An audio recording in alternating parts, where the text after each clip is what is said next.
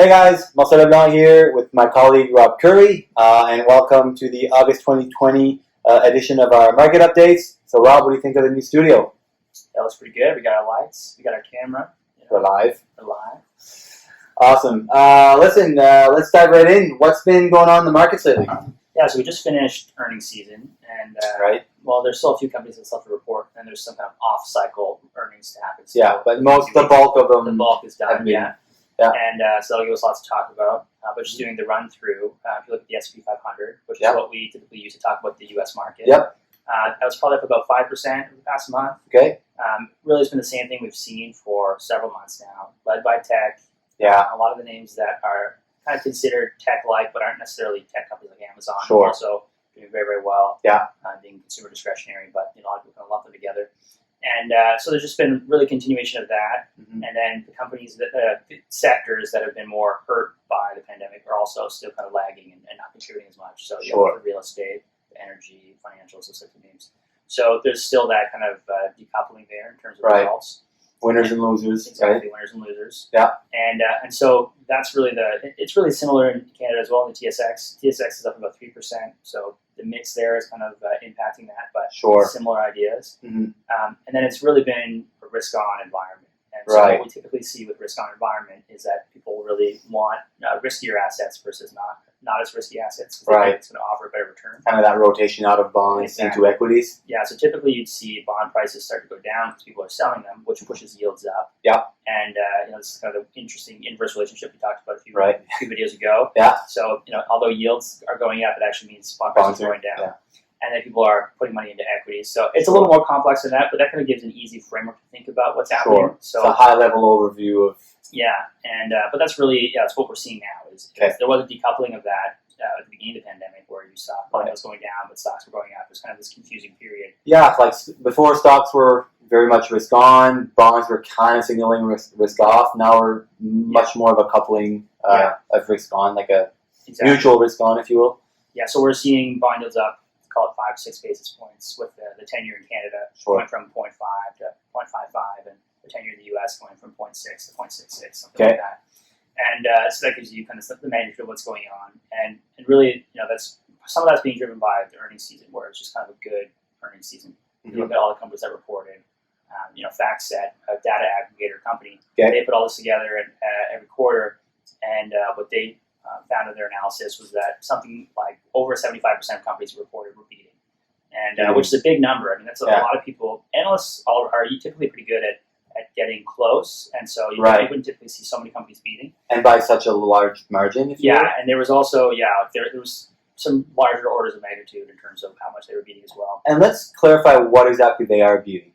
Right? Yeah, so if you look at what is consensus, or this number that you see often in headlines, Apple beats estimates kind of thing. Yeah. What that really means is there are these sell-side brokers that they're called sell-side. What we do is we're the buy-side. We're buying investments. Exactly. And they're kind of packaging them and selling them as kind of the thing. So that's what they call sell-side.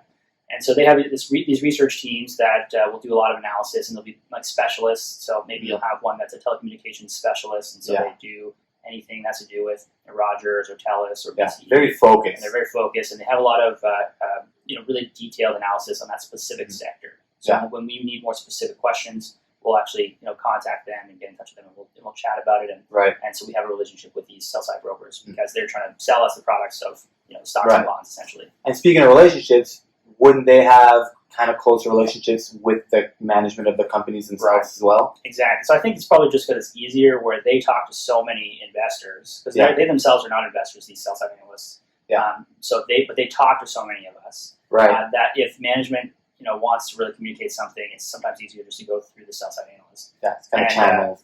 And so a lot of these sell-side people, they put together conferences, and so you'll sometimes see that on their investor relations website that they're doing a presentation at a UBS conference or like at an RBC conference or whatever. And so we'll put like a slideshow on so everyone can kind of see it's public information. But on earnings calls, you'll see after they've kind of gone through their results, there'll typically be a question period. And the people who are asking questions are these analysts. So that just kind of gives you an idea. They're just the ones that are more intimately involved in the story. And they provide a lot of information. They do, exactly. So they have a lot of industry data. They're kind of experts in that field. So whereas we're typically more generalists. We're looking at all stocks we can invest in. So different sectors. Different sectors, yeah. So it's they offer a good perspective.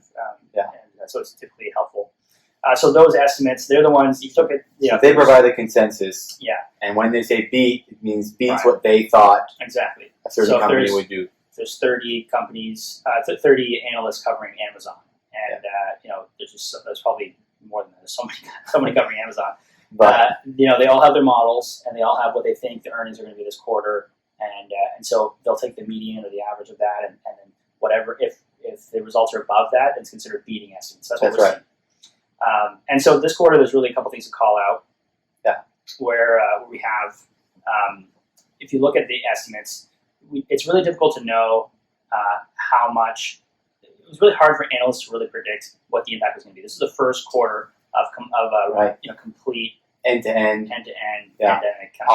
End-to-end operations within the pandemic. Right. Shut down. Everything was very complicated. So there was that, and then there was also the fact that it was really unclear or it wasn't obvious who was going to get government aid and who wasn't. Yeah, or how much relative to their size. Exactly, one company getting 10 million, another company getting 10 million. Could be two different things. Two different things. Could be very meaningful for one and not very meaningful for the other. Exactly. So those are two big things, and if you actually go a little deeper, double click on that first one, it was really difficult to keep up with all the news that was coming out. So we saw, for example, retail sales were starting to go really high. Right. But we're analysts going through and updating all their models to reflect that. It's not obvious that was happening either. So there were definitely some names.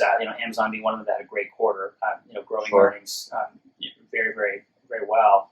And so there's certainly an aspect of maybe just not being able to keep up with the information. But if you looked at the magnitudes of the beats, there were certainly companies that had already priced that in, despite the fact that the consensus didn't reflect it, but it was probably priced in. Yeah. So they maybe didn't react as well as you would expect. Investors priced it in, but the models might have not as much. Okay. Yeah. So that kind of sets you up for what the quarter was, or what the month has been. It's just been a lot of earnings, and it's been a very good earnings season. So with that, we've seen stocks go up. Yeah. Contributing to the risk on. Yeah, and it's very difficult to know how much of that we should kind of look to the future for. Like, is that going to be something that we should just assume going forward as companies that are going to keep beating? Right. It's less obvious. Stimulus, is possibly going away. I mean, it's going to be hard to know how long we're going to have this government aid. What kind? Yeah. And so in Canada, we have the CERB running out, and this fall we're going to have transferring to EI. That's going to be complicated. Is everyone going to get it still? What's that? How much? How long? Yeah, exactly. And then there's things like a lot of states have had no non-eviction laws go in where you can't evict anyone, but that's also going to be no longer happening in September. You're going to be able to start evicting in some states. So there's a lot of things like that that are going to start happening that are going to create a lot of complication in terms of what we can expect going forward. And a lot of negotiations happening in the states, right? Exactly, yeah. Bipartisanship of it all, and we're trying to see what the Democrats and the Republicans are going to be able to put on the table in terms of another stimulus round. And get it through. So we're still waiting for that. There's been some positive talks for the past day or so. So we might be able to get that sooner rather than later, but it's still an unknown. So lots unknown, but risk on. Risk on, yeah. The virus also, we should probably talk about that too. The virus is gone. We've seen countries that have been kind of hotspots, the U.S., India, Brazil, still hotspots, but starting to taper off a bit. Sure. And then a lot of countries that have been really successful, like South Korea. Yeah. And New Zealand and countries like that started to see cases actually start to spike. They're still not at the magnitude of the U.S., even though the U.S. is tapering off. They're still kind of down here, but they're going up like that. The trend is changing, So it's been, the net has been really, it's unclear how the path forward is going to be, because opening up the economy seems to come with more cases. Sure. So that obviously the market's kind of shrugging that off and hasn't really paid a lot of attention to it so far. Yeah. But that could become a focal point going forward too. Sure. Well, we'll keep an eye on that. Well, thanks a lot for your time. We'll end it there this month, and we'll see you guys in another couple of weeks. Cheers. Cheers, guys.